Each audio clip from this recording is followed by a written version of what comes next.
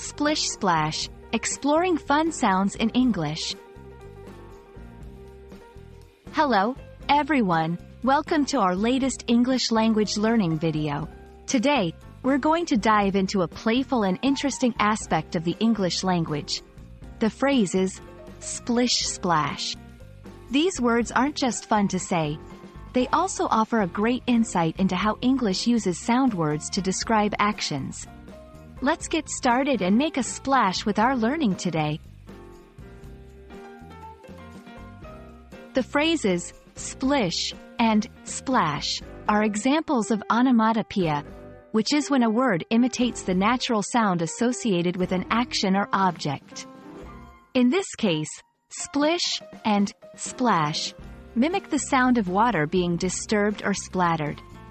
Splish often refers to a lighter, softer sound, like a small object gently hitting the surface of the water. Splash, on the other hand, suggests a larger, more vigorous action, like someone jumping into a pool. Together, splish splash creates a rhythmic and vivid description of water in motion, often used in playful or light-hearted contexts. Splish splash isn't just for describing water-related activities, it's also part of everyday English in various contexts. Children's books and songs. These phrases are often found in children's literature and songs, emphasizing fun and playful sounds. Descriptive writing.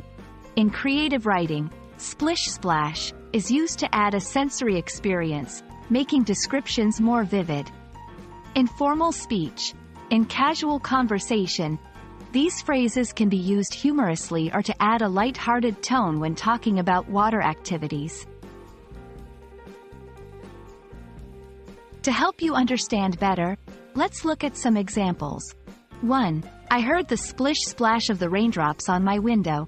2. The kids made a splish-splash in the bathtub, laughing joyously. 3. The splish-splash of the fountain added a calming effect to the garden. In each example, notice how the phrases add a rhythmic and descriptive quality to the sentences. And that's a wrap on our fun exploration of splish splash.